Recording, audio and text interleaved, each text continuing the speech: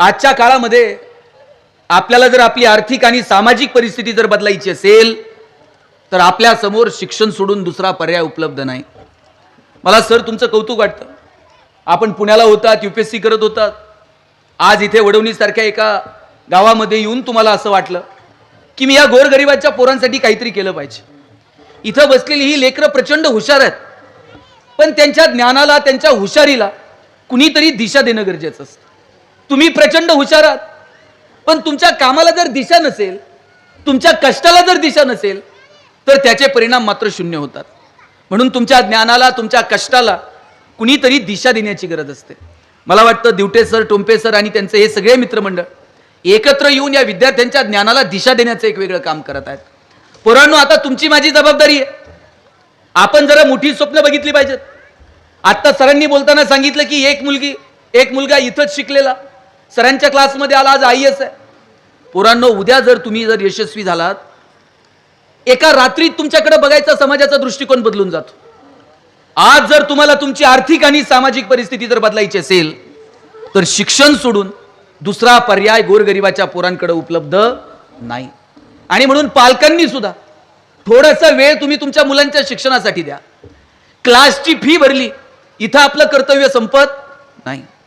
आपल्या आईला कदाचित गणित एखादं सोडवता येत नसेल, आईला एखादं ग्रामर तिला सांगता येत नसेल, आईला एखादा केमिस्ट्रीचा, बायोलॉजीचा कन्सेप्ट आपल्या मुला-मुलींना क्लिअर करता येत नसेल, तुम्हाला ते विषयाचं ज्ञान नसेल, पण क्लासवरून घरी आल्यानंतर, शाळेतून घरी आल्यानंतर तुम्ही तुमच्या मुला-मुलींना विचारता का? 5 मिनिट तुम्ही तुमच्या मुला-मुलींसाठी द्या की भाई आज तू शाळेत काय शिकली, कोणते कोणते क्लास झाले, गणितात आज कुठपर्यंत प्रकरण आले, मराठीत कुठपर्यंत धडे शिकवले गेलेत। 5 मिनिट तुम्ही तुमच्या मुला-मुलींना फक्त विचारा, आज वर्गात काय शिकवलं, तुला ते समजलं का? ही सवय तर किमान निर्माण होईल। आम्ही आमच्या पोरांना मार्क सोडून दुसरं काहीच विचारत नाही। प्रत्येक वेळेस किती मार्क पडले, अरे परीक्षेनंतर मार्क विचारा, पण रोजच्या जीवनात तुम्ही तुमच्या मुलांना कधी काय विचारलं का? तुम्ही म्हणाला आम्हाला समजत नाही, आम्ही काय नसेल समजत, पण किमान पोरांना जाणीव होईल की आपले आई वडील आपल्या शिक्षणाकडे लक्ष देत आहेत, आपले आई वडील आज आपण काय शिकलो हे आपल्याला घरी आल्यानंतर विचारतात। हे कर्तव्य आईबाप म्हणून आपण पार पाडलं पाहिजे। केवळ फी भरणं, केवळ क्लासला पाठवणं, केवळ शाळेत पाठवणं एवढंच आई वडिलांचं कर्तव्य नाहीये। आज तुम्ही एवढ्या मोठ्या संख्येने इथे उपस्थित आहात, मला जाणीव आहे की तुम्हाला ही जाणीव आहे की आपल्या पोरांनी काहीतरी वेगळं केलं पाहिजे। पोरींनो, उद्या जर तुम्ही कलेक्टर झालात, लाल दिव्याच्या गाडीत बसून गावात याल, नगराध्यक्ष साहेब आम्ही सगळेजण तुमच्या स्वागताला उभे राहू, काय आनंद! तुमच्या गाडीचं दार उघडायला पण शिपाई असेल, काय तुमच्या आईच्या चेहऱ्यावर आनंद असेल, अरे पोरगी कलेक्टर झाली, अख्खा जिल्हा आज माझ्या पोरीच्या हातात आहे। उद्या जर IPS ऑफिसर झालात पोरांनो, असे वर्दीत याल गावात, खांद्यावरती राजमुद्रा असेल, अख्ख्या पोलीस SP झालात, अख्ख्या जिल्ह्याचं पोलीस प्रशासन तुमच्या हातात असेल। वडील जर तुमच्या ऑफिसला कधी आले तर वडिलांची छाती भरून येईल, अरे काय पोरानं कर्तृत्व करून दाखवलं। तुमचे आई वडील तुमच्यासाठी टाळ्या वाजवतील, इतकं मोठं व्हा। किती मोठं व्हायचं? तुमच्या आई वडिलांना तुमचा हेवा वाटला पाहिजे। मी म्हणत नाही सगळेच अधिकारी होतील, उद्योगात या, व्यवसायात या, व्यापारात या, कला, क्रीडा, साहित्य, शिक्षण अनेक क्षेत्र तुमच्यासाठी उपलब्ध आहेत, पण कधीतरी स्वतःमध्ये काय चांगले ते पण शोधा। सगळीच मुलं अधिकारी होतील असं नाही, सगळीच मुलं उद्योग व्यवसायात जातील असं नाही। इथं बसलेला एकही मुलगा आणि एकही मुलगी अशी नाही की ज्याला भगवंतानं काही वेगळेपण दिलेलं नाही। प्रत्येकामध्ये काहीतरी स्ट्रेंथ आहे, प्रत्येकात काहीतरी वेगळेपण आहे, ते वेगळेपण आपल्याला ओळखता आलं पाहिजे। आता इथे बोलताना निकितानं छान भाषण केलं, त्यानंतर एका मुलीनं खूप सुंदर भाषण केलं। प्रत्येकामध्ये काहीतरी एक वेगळेपण आहे, मला वाटतं ते वेगळेपण तुम्हाला शोधता आलं पाहिजे। हे पोरांनो, मला एक सांगा, सचिन तेंडुलकर सारखा षटकार ऐश्वर्या रायला मारतील का? ऐश्वर्या राय सारखा ठुमका लता दिदींना देता आला असता का? लता दिदींसारखं गाणं अशोक सराफला म्हणता येतंय का? तुम्ही जर मला म्हणले ना भाषण कर, मी 2 तास बोलेल, पण तुम्ही जर मला म्हणले एवढ्या लांबून आलाय पुण्याहून, जाता जाता वडवणीत एखादी कुस्ती करून जा, आपल्याच्यानं जमणार नाही। नगराध्यक्ष साहेबांनी राजकारण करावं, सरांनी MPSCचे क्लासेस घ्यावेत, माझ्यासारख्यांनी 2 शब्द तुमच्यावरती बोलावं। प्रत्येकातल्या स्ट्रेंथ वेगळ्या आहेत, प्रत्येकामध्ये काहीतरी विकनेस आहे, आम्हाला आमच्या स्ट्रेंथ आणि विकनेस कळाल्या पाहिजेत। मला हे जमणार नाही हे डोक्यातनं काढून टाका, काय करायचं ते ठरवा, लात मारेल तिथून पाणी काढल असं नेचर पोरांनो तुमचं असलं पाहिजे। मी पुण्यात शिकायला गेलो. माझ्या सरांनी मला विचारलं, गणेश तुला MBA कशात करायचं? मी म्हटलं मला ह्युमन रिसोर्स मॅनेजमेंटमध्ये MBA करायचं. सर प्रत्येकाला विचारायचे कोण MBA कशात करणार. आमच्या वर्गात एक बोबडं बोलणारं पोरग होतं. त्याला विचारलं तुला MBA कशात करायचं? त्याला म्हणता यायचं नाही. ते म्हटलं मला मार्केटिंगमध्ये MBA करायचं आहे. म्हटलं सर म्हटले तुला नीट म्हणता येईना आणि तू मार्केटिंगमध्ये काय MBA करणार? मार्केटिंगमध्ये जर MBA करायचं असेल तर त्याला चांगलं बोलता आलं पाहिजे. पोरग जिद्दी होतं. वर्गात उठून उभं राहिलं आणि म्हटलं चल कलनाल तर मार्केटिंगमध्ये MBA कलनाल नाही तर शिकणार नाही. म्हटलं सर म्हटले तुला काय करायचंय ते कर. आपण परीक्षा घेऊ आणि शोधूयात कुणामध्ये मार्केटिंगचं टॅलेंट आहे, त्यानं मार्केटिंगमध्ये MBA करावं. आम्हाला वाटलं आम्ही बोलणारी पोरं. आमची परीक्षा घ्यायची ठरवली. परीक्षा काय घेतली? आम्हाला 100 रामायणाच्या प्रती दिल्या आणि सांगितलं या रामायणाच्या प्रती बाजारात जाऊन विकून यायच्या. ज्याच्या सगळ्यात जास्त विकल्या जातील आपण समजूया त्याच्यामध्ये मार्केटिंगचं टॅलेंट आहे, त्यानं मार्केटिंगमध्ये MBA करावं. आम्हाला वाटलं आम्ही बोलणारी पोरं 100 रामायणाच्या प्रती आजच्या बाजारात जाऊन विकून येऊ. 8 दिवस आम्ही बाजारात फिरलो. 9व्या दिवशी वर्गात आलो. सरांनी विचारलं गणेश 100 पैकी किती प्रती गेल्या? म्हणलं 4. राहुल 8, संतोष 10. मार्क मिळवणारी पोरं पण 20 पेक्षा जास्त प्रती कुणाच्याच गेल्या नाही. बोबडं बोलणारं पोरग मागच्या बाकावर बसायचं. त्याला विचारलं तुझ्या किती प्रती गेल्या रे? म्हणला सल 100च्या प्रती विकून आलो. म्हटला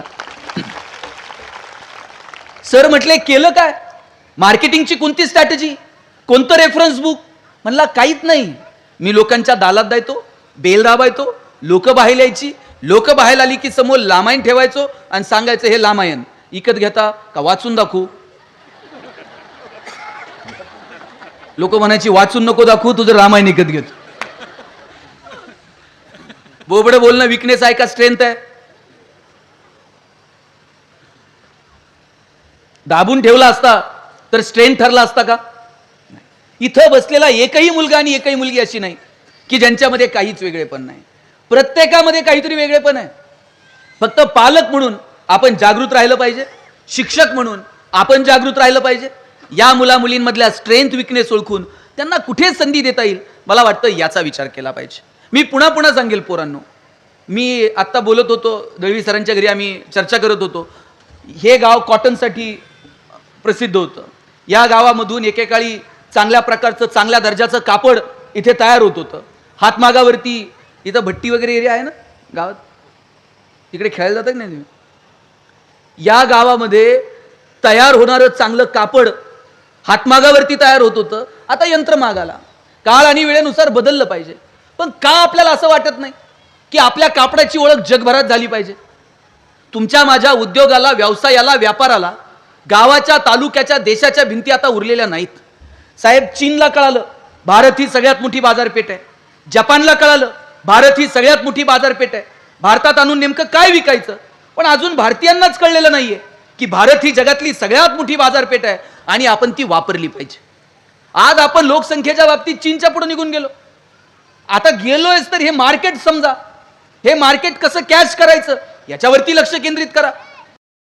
सगळ्यात मोठी बाजारपेठ आज भारताची आहे आणि ही भारताची बाजारपेठ आपल्याला युटिलाइज करता येईल का? का आपल्याला वाटत नाही आपलं कापड परदेशात गेलं पाहिजे? परदेशातल्या लोकांनी आपला कापड व्यवसाय बघण्यासाठी वडवणीत आलं पाहिजे. उद्योजकता, व्यापार, व्यावसायिकता हे आम्ही मुलांवरती सर बिंबू शकलो नाही.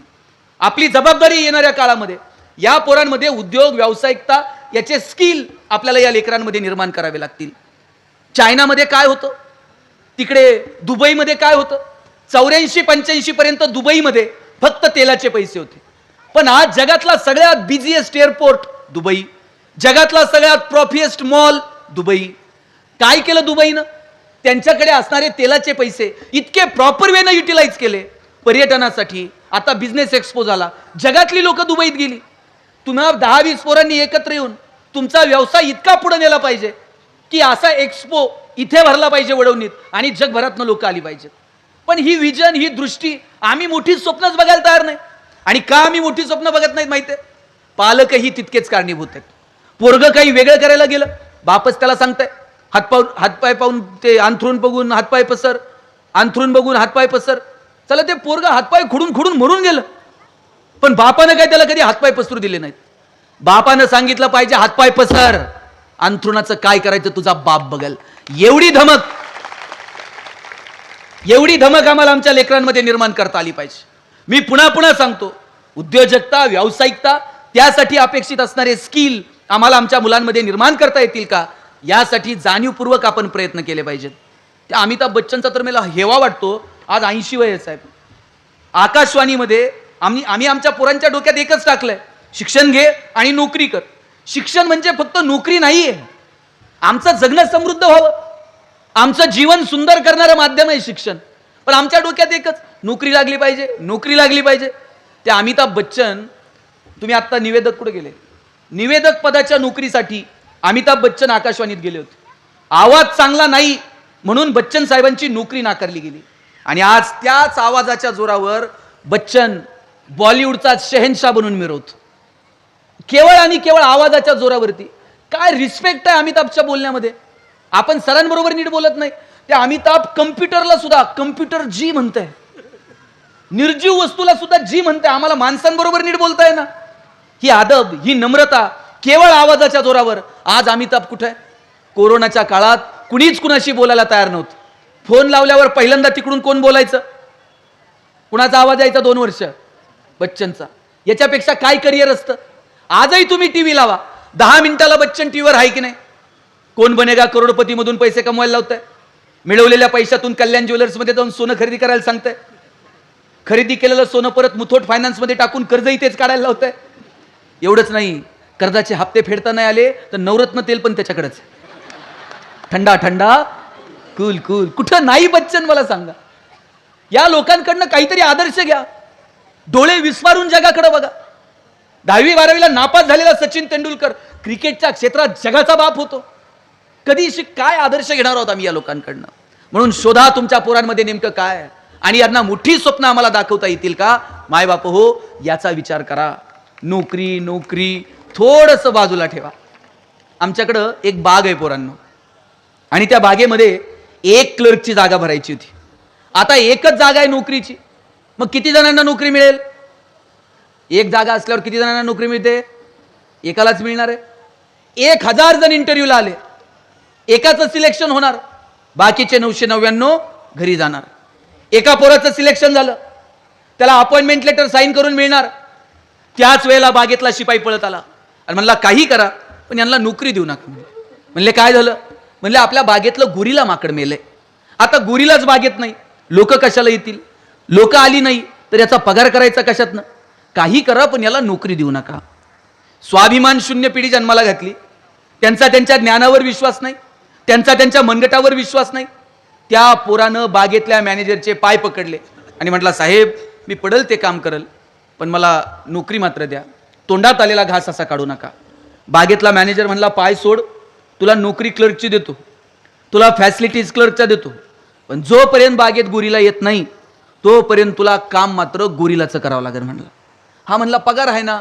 मग गुरीला तर गुरीला रोज यायचा, गुरीलाचे कपडे घालायचा आणि पिंजऱ्यात जाऊन उभा राहायचा. लोक यायची, शेंगा बिंगा खायला घालायची. म्हणला मजा आहे, पगार चालू आहे, डेली अलाउन्स पण सुरू आहे, डबा बिबा आणायची गरज नाही.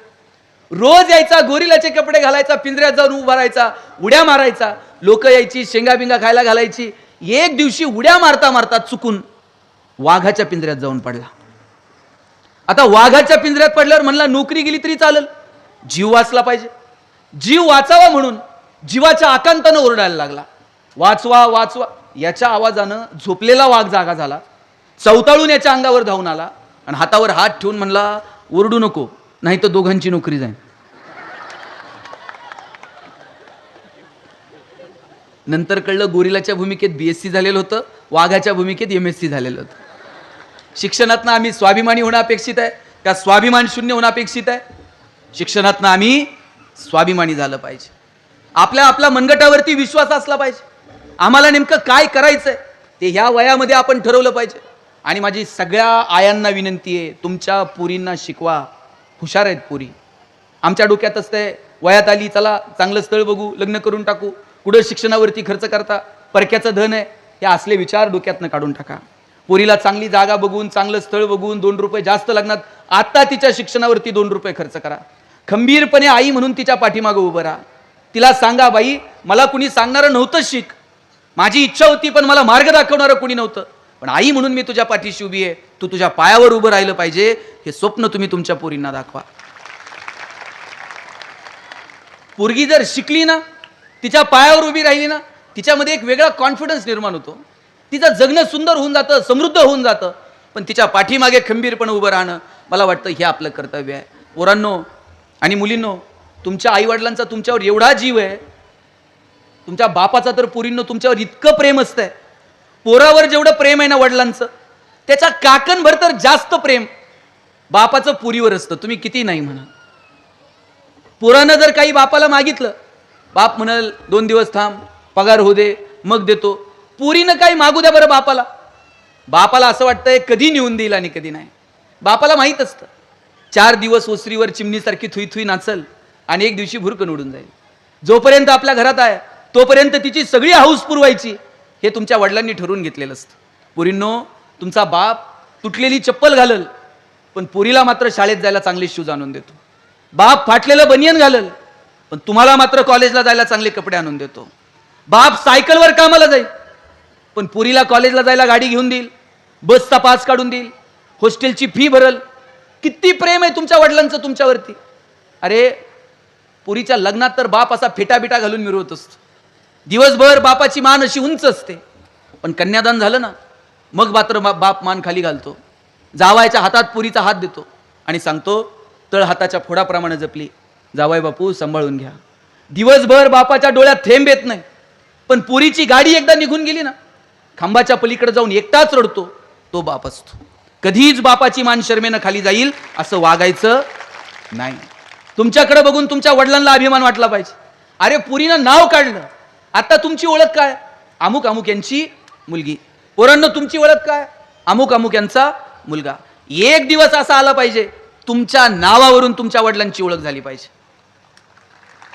उद्या डॉक्टर झालात, समाज काय म्हणेल? डॉक्टर साहेबांचे वडील आहेत बरं का. मोठे इंजिनियर झालात, इंजिनियर साहेबांचे वडील आहेत बरं का. कलेक्टर झालात, कलेक्टर मॅडमची आई आहे बरं का. हे मोठे पण तुमच्या आई बापाला मिरू द्या रे. आणि याच्यासाठी तुम्हाला काय करायचंय? इकडचा डोंगर उचलून तिकडे ठेवायचा, तिकडचा डोंगर उचलून इकडे ठेवायचा, काहीच नाही. आयुष्यातली पुढची जी 5-10 वर्ष आहेत ती थोडंसं गांभीर्यानं शिक्षणाकडे बघा. शिक्षण सोडून तुमच्या समोर दुसरा पर्याय उपलब्ध नाही. डॉक्टर बाबासाहेब आंबेडकर मुंबई प्रांतातून निवडणुकीला उभे राहिले, पराभूत झाले. त्यानंतर आंबेडकर बंगाल प्रांतातून निवडणुकीला उभे राहिले, निवडून आले. पुढे भारत पाकिस्तान फाळणी झाली, बंगाल प्रांत पाकिस्तानला जोडला गेला. आता जर डॉक्टर बाबासाहेब आंबेडकरांना घटना समितीचं सदस्य व्हायचं असेल तर पहिल्यांदा ते भारताच्या सभागृहाचे सभासद असले पाहिजेत. आंबेडकरांच्या ज्ञानाची सभागृहाला गरज भासली. बॅरिस्टर जयकरांनी मुंबई प्रांतातून राजीनामा दिला, डॉक्टर बाबासाहेब आंबेडकरांना तिथं उभं केलं, निवडून आणलं आणि मग घटना समितीचं सदस्य केलं. केवळ आणि केवळ ज्ञान, ज्ञानाला पर्याय नाही. आंबेडकरांच्या ज्ञानाची सभागृहाला गरज वाटली आणि लोकांनी बोलून घेतलं केवळ ज्ञानासाठी. अब्दुल कलाम साहेब सर्वसामान्य कुटुंबात जन्माला आले, पण या देशाचे राष्ट्रपती झाले. मोठं व्हायला जात धर्म पंथ काही काही आडवं येत नाही, फक्त तुमची कष्ट करायची तयारी असली पाहिजे. आणि यशस्वी झाला नाहीत मग तुम्ही रडत बसणार, आमच्या वेळेस हेच नव्हतं, आम्हाला कोण सांगायलाच नव्हतं, आमची परिस्थितीच नव्हती. अपयशाची तुम्ही 50 कारणं सांगितली तरी त्याचा उपयोग नाही. आणि म्हणून आत्ता ठरवा पोरांनो, तुम्हाला नेमकं काय करायचंय. इतके मोठे व्हा की तुमच्या आईवडिलांना तुमचा अभिमान वाटला पाहिजे. असे फटाके वाजले पाहिजे तुमच्यासाठी, तुम्ही गावात आल्या.